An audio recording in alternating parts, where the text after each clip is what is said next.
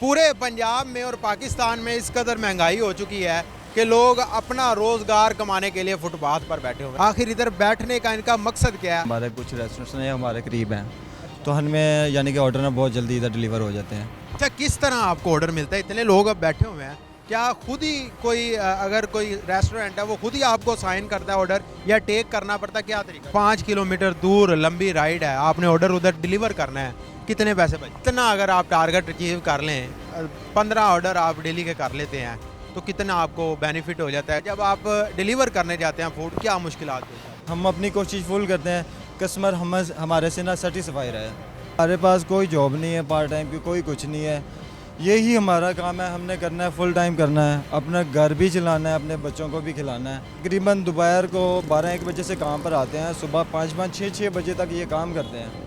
अगर कोई बंदा फूड पांडा राइड में आना चाहे, इस काम में आना चाहे, क्या मशवरा देंगे, आना चाहिए या नहीं आना चाहिए? आप देख रहे हैं नियो प्लस और मैं हूं आपका मेज़बान साद फरदीन।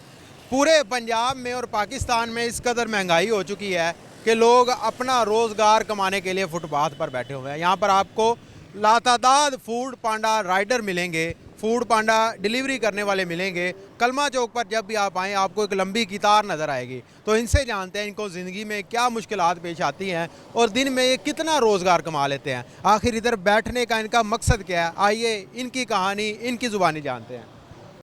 अस्सलाम वालेकुम। वालेकुम अस्सलाम। 2 मिनट बात करेंगे? जी इंशाल्लाह। क्या हाल है, खैरियत से? अल्हम्दुलिल्लाह सर, आप सुनाएं। आप कलमा चौक पे बैठे हुए हैं, एक लंबी कतार है राइडर्स की, फूड पांडा राइडर इधर बड़ी तादाद में बैठे हुए हैं। इधर बैठने का क्या मकसद है? इधर बैठने का मकसद ये है कि हमारे कुछ रेस्टोरेंट्स हैं हमारे करीब हैं, तो हमें यानी कि ऑर्डर ना बहुत जल्दी इधर डिलीवर हो जाते हैं। अच्छा, ज़्यादातर रेस्टोरेंट लिबर्टी में है, इसी वजह से आप इधर बैठते हैं ताकि नज़दीक से। लिबर्टी में भी रेस्टोरेंट हैं और ये पीछे भी पार्क के साथ भी रेस्टोरेंट है हमारे। तो जब यानी कि जोन में काम अगर स्लो हो जाए तो यहाँ से भी हमें ऑर्डर माशाल्लाह बहुत अच्छे लग जाते हैं। तकरीबन कोई 6-7 रेस्टोरेंट ना इधर इकट्ठे आ जाते हैं। अच्छा जी, तो इधर अच्छे ऑर्डर हमें मिल जाते हैं यानी। अच्छा, किस तरह आपको ऑर्डर मिलता है? इतने लोग अब बैठे हुए हैं, क्या खुद ही कोई अगर कोई रेस्टोरेंट है वो खुद ही आपको साइन करता है ऑर्डर, या टेक करना पड़ता है? क्या तरीका है? हमारे दरअसल ना कंपनी के कुछ डिवाइसेस होती हैं जो रेस्टोरेंट के पास होती हैं, तो उनके पास ना पहले रेस्टोरेंट पे ऑर्डर जाता है, तो फिर रेस्टोरेंट के बाद हमें डिलीवर होता है, हमारे पास आता है। वो जब तक कुछ टाइम होता है, 15 मिनट 20 मिनट वो रेडी करते हैं, उतनी देर हमें भी ऑर्डर साइन इन हो जाता है। तो हम जाके यानी कि उनको कहते हैं हमारा ऑर्डर अगर रेडी हो गया तो आप हमें दे दें, हम डिलीवर करें। बिल्कुल ठीक होगा। अच्छा, मुझे बताएं, तकरीबन अगर 5 किलोमीटर की बात की जाए, 5 किलोमीटर दूर लंबी राइड है, आपने ऑर्डर उधर डिलीवर करना है, कितने पैसे बचते हैं? उसमें ये है कि हमारा एक राइड के तो हम पैसे नहीं बता सकते, खैर अंदाज़न हमें तकरीबन कोई 100 भी मिल जाता है, 70 भी मिल जाते हैं। तो सिर्फ? जी, तो उसके मुताबिक ये है ना कि हमें कंपनी ने कुछ टारगेट दिए होते हैं। हाँ जी, डेली के हमारे यानी कि आपने 20 ऑर्डर करने हैं, 15 करने हैं, 30 करने हैं, तो उससे ना यानी कि हमारी अर्निंग माशाल्लाह अच्छी हो जाती है। अच्छा, कितना अगर आप टारगेट अचीव कर लें, 15 ऑर्डर आप डेली के कर लेते हैं, तो कितना आपको बेनिफिट हो जाता है? क्या कोई आपको वो ओवर भी देते हैं पैसे? ओवर हमारे वही होते हैं जो कुछ कंपनी हमें फ्यूल इंसेंटिव भी देती है उसमें, तो डेली का बोनस होता है उसमें भी यानी कि हमें मिल जाता है। उसके बाद उन्होंने ना 15 दिन का एक्स्ट्रा एक बोनस इंसेंटिव रखा हुआ है, उसमें भी अगर हम माशाल्लाह अच्छी मेहनत करें तो वो भी हमें मिल जाता है, वो भी अच्छी यानी अर्निंग हो जाती है। आपका इंटरव्यू करने का मकसद ये था कि आवाम को अवेयरनेस दी जाए कि आपके साथ क्या मुश्किलात पेश आती हैं, आवाम किस तरह का रवैया आपके साथ रखती है। तो मेरा इस इंटरव्यू का अहम और बुनियादी सवाल यही है कि जब आप डिलीवर करने जाते हैं फूड, क्या मुश्किलात पेश आती हैं? माशाल्लाह कुछ लोग बहुत अच्छे, ज़्यादातर बहुत अच्छे लोग होते हैं, तावन भी करते हैं, खिदमत भी करते हैं। तो कुछ ना कुछ लोगों के दरअसल होते हैं जिनके थोड़ी बहुत अगर गड़बड़ ऑर्डर में गड़बड़ हो जाए, तो भाई आप ये कंप्लीट लेकर नहीं आए तो आपकी मेहरबानी या फिर इसे वापस ले जाएं या फिर इसको कंप्लीट करवा दें। हमारे पास 2 ही ऑप्शन होते हैं, या फिर हम कंपनी से रब्ता करते हैं, तो या फिर अगर वो कहते हैं जी अगर कस्टमर चाह रहा है आप कंप्लीट करवा दें, तो हमें फिर वापस आना पड़ता है। तो फिर हम सामान लेके फिर कस्टमर को यानी कि हम अपनी कोशिश फुल करते हैं, कस्टमर हमारे से ना सेटिस्फाई रहे, हमारी फुल कोशिश होती है, क्योंकि हमारे पास कोई जॉब नहीं है पार्ट टाइम की, कोई कुछ नहीं है, यही हमारा काम है। हमने करना है, फुल टाइम करना है, अपना घर भी चलाना है, अपने बच्चों को भी खिलाना है, और उसके बावजूद हमारे कुछ यानी कि आउट ऑफ सिटी के यानी कि जो राइडर्स हज़रात होते हैं, बहुत जिम्मेदारियाँ हैं इनके ऊपर। ये खाली ये नहीं कि उसने कमाना है खाना है, और जो भी राइडर हज़रात तकरीबन दोपहर को 12-1 बजे से काम पर आते हैं, सुबह 5-5, 6-6 बजे तक ये काम करते हैं जी। कोई इतनी ड्यूटी नहीं, अगर किसी की कितनी बचत हो जाती होगी? उसमें तो माशाल्लाह अल्हम्दुलिल्लाह अगर आपको बताएं अच्छी है। जैसे मैं ड्यूटी बता रहा हूँ ना, दोपहर 12 बजे से लेके अगर दो बंदा 4 बजे तक कर रहा है ना, वो माशाल्लाह 2500-3000 अपना कमा रहा है। ये है कि हमें फ्यूल निकाल के को 1500 बच जाता है। हाँ जी, इतना माशाल्लाह बचत है, इतना बचत है। ये इस जॉब के हमें यही है कि किसी की कोई बात नहीं सुननी पड़ती। अगर किसी के अच्छा पास चले मुझे बताएं कि जब कभी ऐसा हुआ है आपके साथ, आप डिलीवर करने गए हो ऑर्डर, आगे उन्होंने कॉल रिसीव ना की हो, ऑर्डर ना लिया हो, फिर उसका क्या होता है? आपका जो पेट्रोल फ्यूल सड़ा है वो कंपनी पे करती है?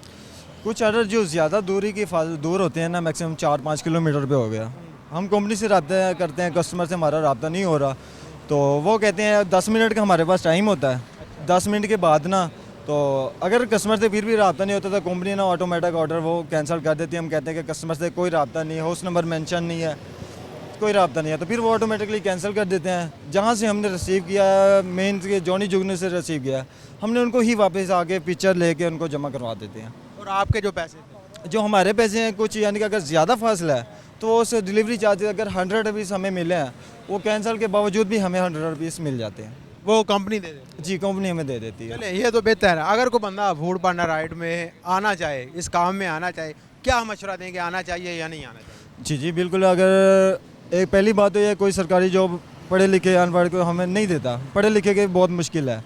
जैसे हालात चल रहे हैं ना, हमारे काफ़ी भाई इधर आते हैं, हम बैठे होते हैं, पूछते हैं भाई मैंने ये जॉब करनी है, मेरे पास कोई रोज़गार नहीं है।